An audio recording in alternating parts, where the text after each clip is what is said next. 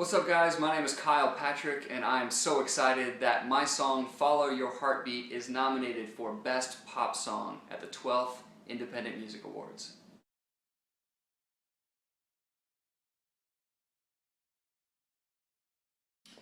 Follow Your Heartbeat is this fun, summery song, and when I was writing it I was picturing taking this girl on a whirlwind journey of the entire world and going to all these really cool places and showing her this amazing time and basically telling her not to overthink things and just, even though she's just met me, to kind of just go with the flow and just have a great time.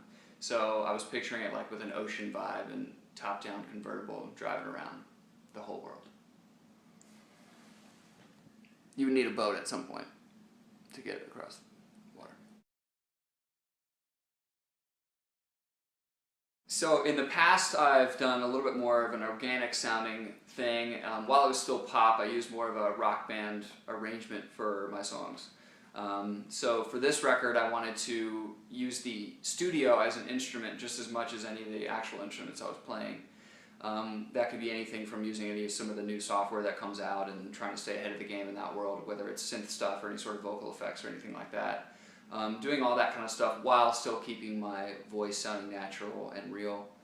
That's really important to me. So yeah, I tried to just step outside of the box as far as different arrangements and not try to be, too closed in one box. So I try to do a lot of different things and keeping it very current and fresh and pop. As far as any happy accidents, they're always happening in the studio. I think that's the best thing about recording, is that anything can happen depending on who you work with and what type of instrument you put yourself on, or what type of situation you put yourself in. Anything could happen, so there's tons of happy accidents. I'm lucky to have a really talented network of friends that I was able to work with on this whole record, because I did it completely independently.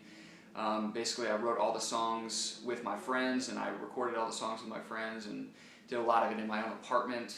I would just record it, whatever studio I could possibly get in New York, and just it all kind of fell together as it did. So I'm extremely happy with the way it turned out, and again, really stoked that it was nominated for Best Pop Song.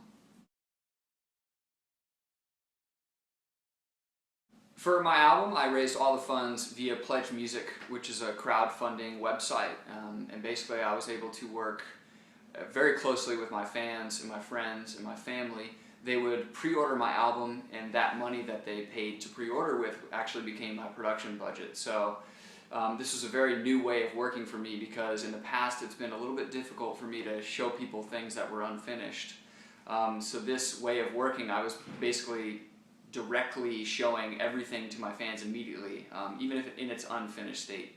So they were basically very vocal about that stuff, and even down to the track listing of everything, my fans were a big part of it. So it would not be possible if it were not for them and my friends and my family. So using Pledge Music was hugely beneficial for me to get my album recorded, as well as show me a new way of working.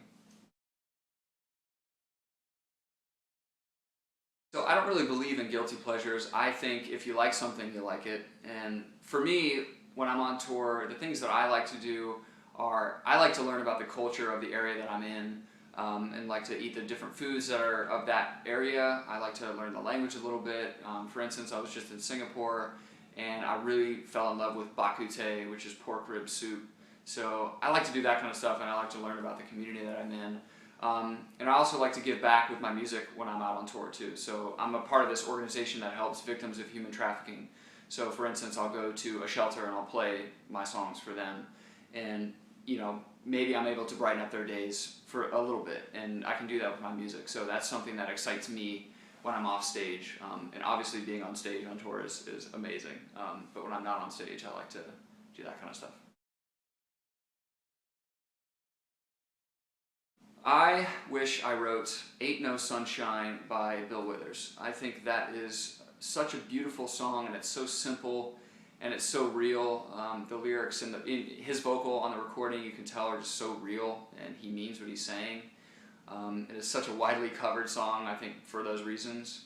And in fact, I covered the song and I recorded it and I put it on my EP as well, again, because it's one of my favorites of all time. And I love singing it, and it's one of those songs that just really connects with my voice too. I think music is such a personal thing for people.